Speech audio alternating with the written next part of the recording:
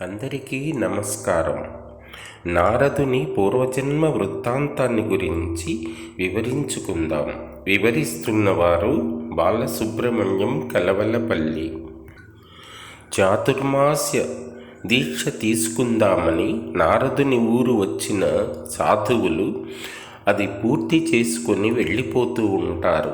వాళ్ళ వెంట నారదుడు వెళ్ళాలని చూస్తే ఆ పెద్ద సాధువు అందుకు అంగీకరించలేదు.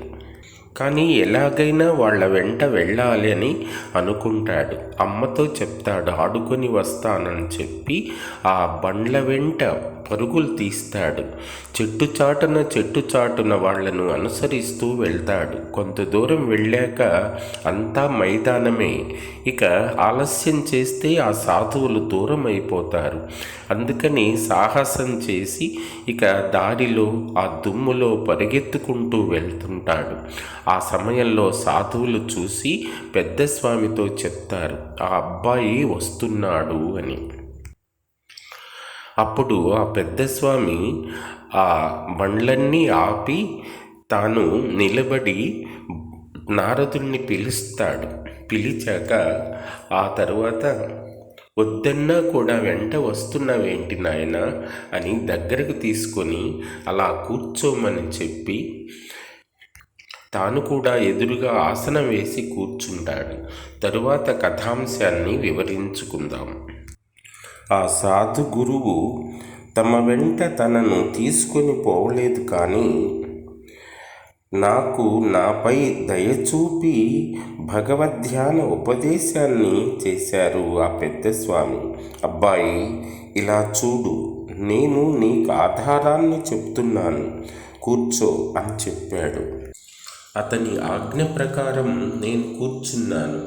అతడు నా ముందు ఆసనం పరుచుకొని దాని మీద పద్మాసనం వేసుకొని కూర్చుండి, అలాగే నన్ను కూడా ఆసనం వేసుకొని కూర్చోమన్నాడు. నేను అతని ఆజ్ఞానుసారంగా దృఢముక్త పద్మాసనం వేసుకొని కూర్చున్నాను. దానిని వేయడంలో నాకేమీ ప్రయాస కలగలేదు. అప్పుడు అతడు, నీవు నిత్యము దర్శించు సోమసుందరుని మనోహర మూర్తిని కన్నులు మూసుకొని భావించు అన్నాడు. నేను కన్నులు మూసుకున్నాను. కొంచెం సేపైన తర్వాత అతడు, బిడ్డ, మిక్కిలి జాగ్రత్తగా భగవానుని మనోహర మూర్తిని చింతించు అన్నాడు. నేను ధ్యానిస్తూ ఉన్నాను. భగవంతుని మానసిక మూర్తిని నా ఎడల చిత్రితమయ్యాడు. మహారాజు గారు, చూడు నాయన, భగవంతుని చరణతలములు ఎంత నునుపుగా ఉన్నాయో, ఎర్రగా కోమలంగా ఉన్నాయో. అతని ఎర్రని గోరులలో నుండి చంద్రకిరణాల లాంటి జ్యోతులు ఎలా బయలువెడుతున్నాయో చూడు. అతని మీగాళ్ళు ఎట్లా ఉన్నాయో చూడు. అతని చీలమండలము ఎంత మనోహరంగా ఉన్నదో చూడు. అతని మడిమలు ఎంత ఉబ్బి ఉన్నాయో చూడు. అవి రక్తవర్ణం కలిగి ఉన్నాయి.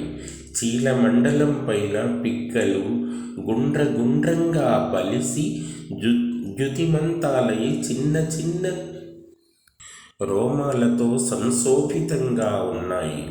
అతని మోకాళ్ళు ఉబ్బుగా సుందరంగా దర్శనీయాలై ఉన్నాయి. అతని తొడలు లావుగా మనోహరంగా నునుపుగా ఉబ్బెత్తులుగా ఉన్నాయి. అతని పిరుదులు మంగళప్రదంగా ఉన్నాయి.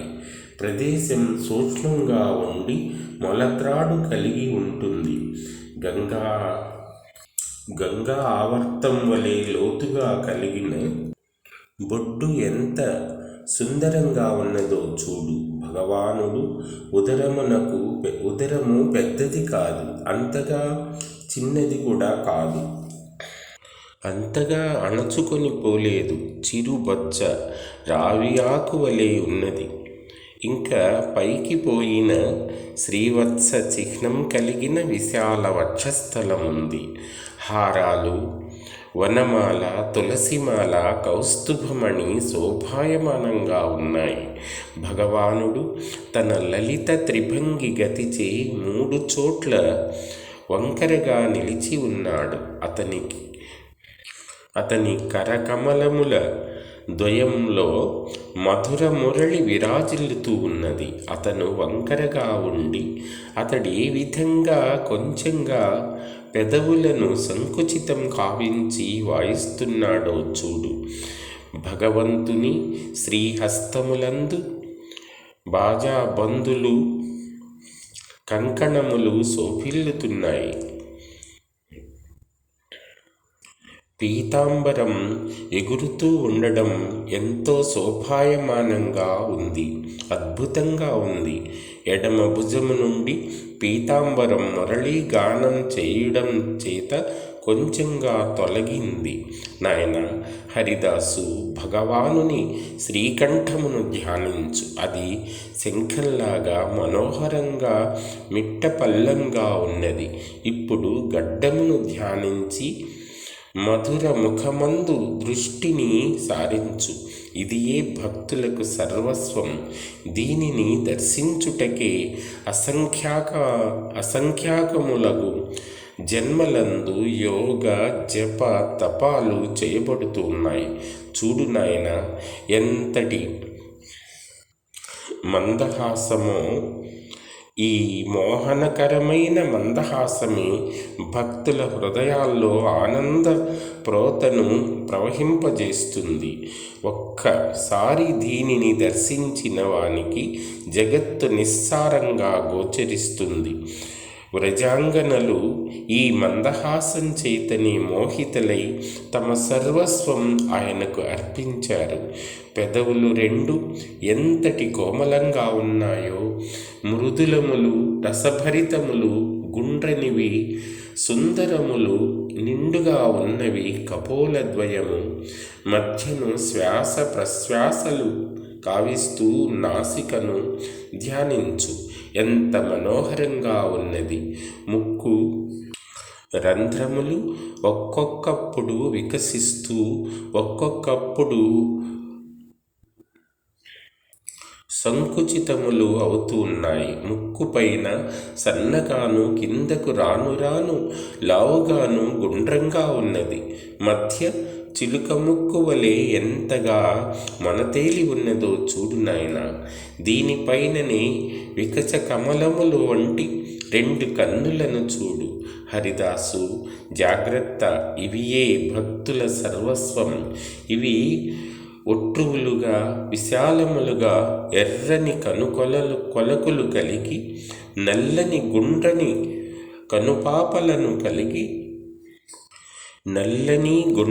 కనుపాపలకు సదనమై ఉన్నవి.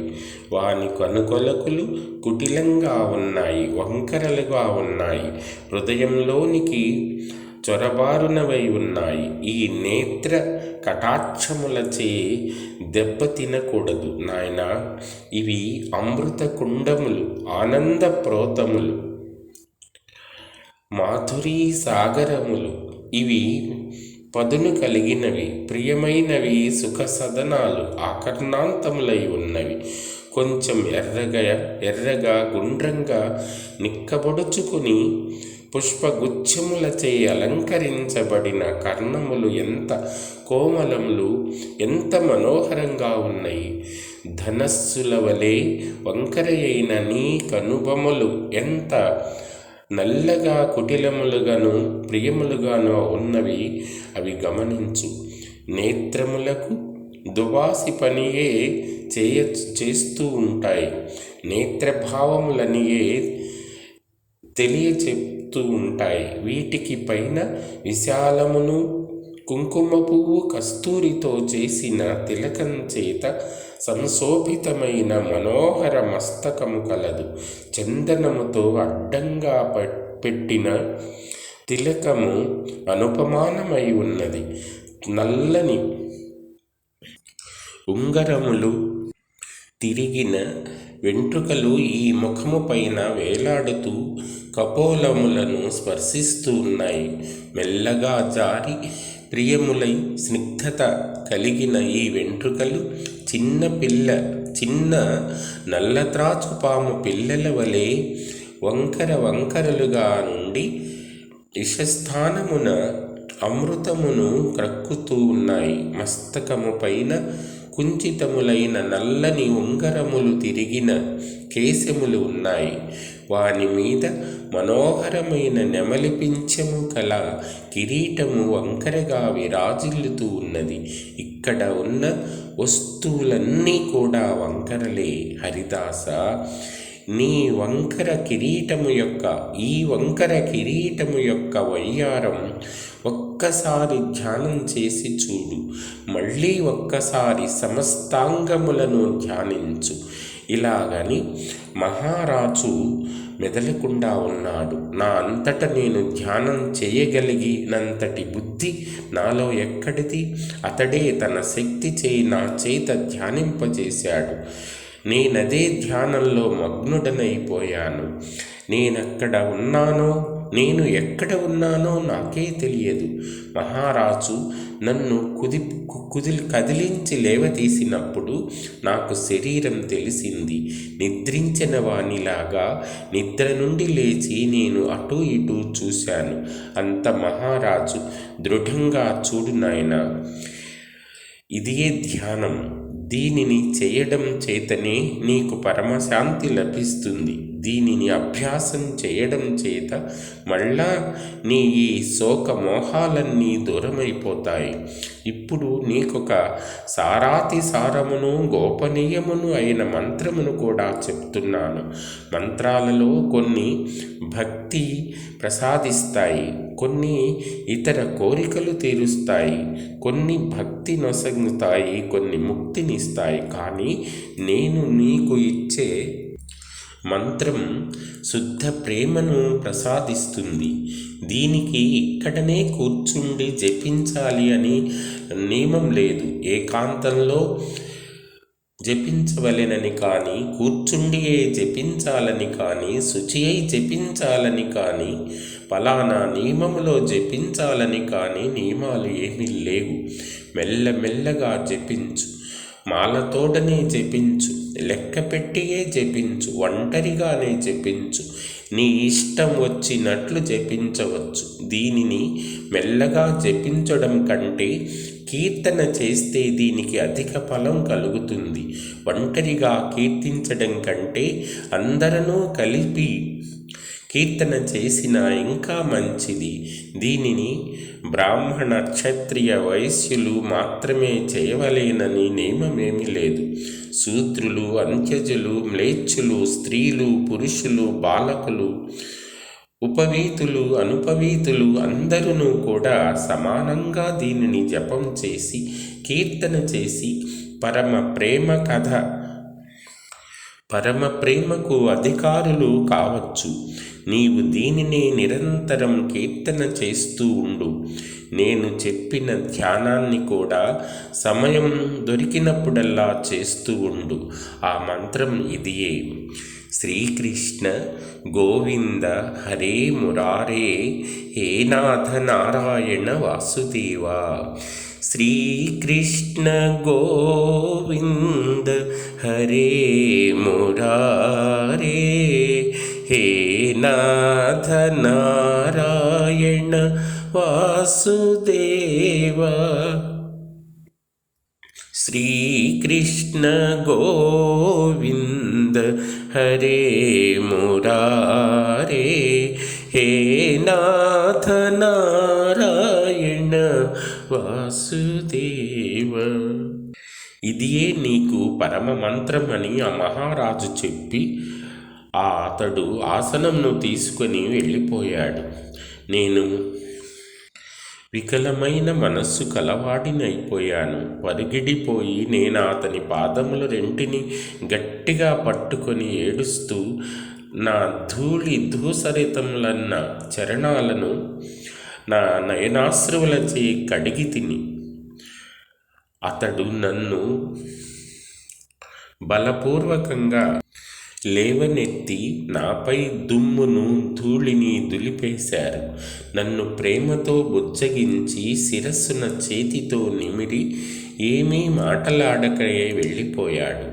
నేను రాతి బొమ్మ వలె నిలుచుండి కన్నీరు కారుస్తూ ఉండిపోయాను. నా కనురెప్పలు వ్రాలుటలేదు, కన్నులు నిలిచిపోయాయి. నాకు భూమి అంతా గిరగిరా తిరుగుచున్నట్లుగా అనిపించింది.